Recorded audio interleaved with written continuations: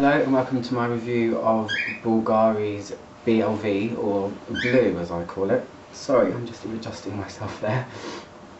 Yes, and if you've watched any of my other reviews, I do review men's fragrances as well as women's.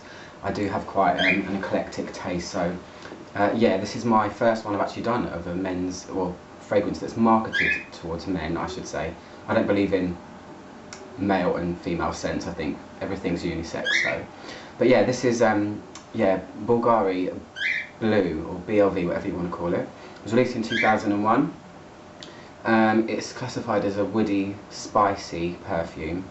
Not sure I agree with that, but yeah, I actually haven't got the box anymore. I've had mine for quite a while, and I'm not sure where the box went, but I can describe it to you anyway, and you probably would have seen it in the picture anyway. It was kind of a very shiny blue, kind of like metallic blue box.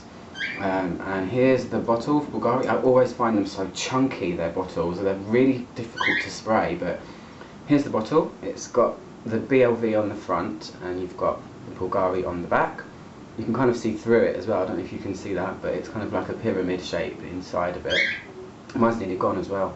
This is a beautiful, beautiful scent to me. And yeah, and you've got Bvlgari there on the lid.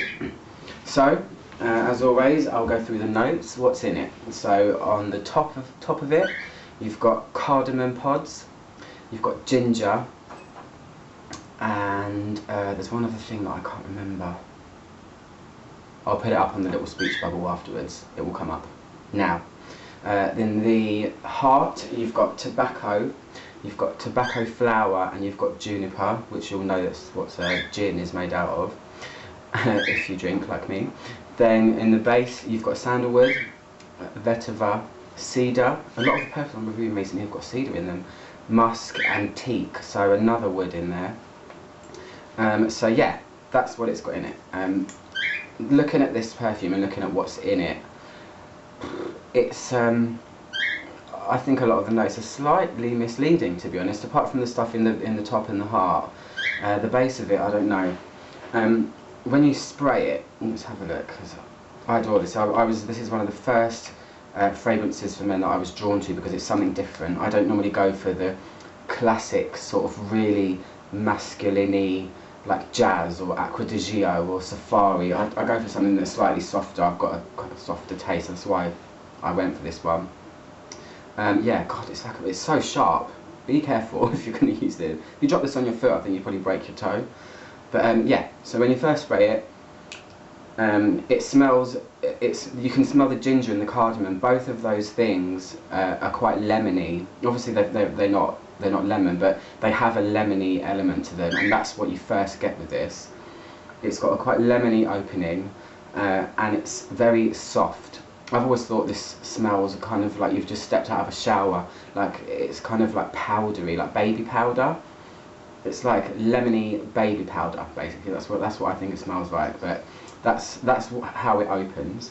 So you've got the ginger and the cardamom right there with the really soft notes. I think it must be the sandalwood that softens it, because sandalwood's a really soft, slightly sweet note. So you've got that. You can smell the tobacco, but it's not tobacco than what you'd think. Not like if you took somebody's pipe and smelt it, or in someone's pouch if they smoked, you know, roll-up cigarettes.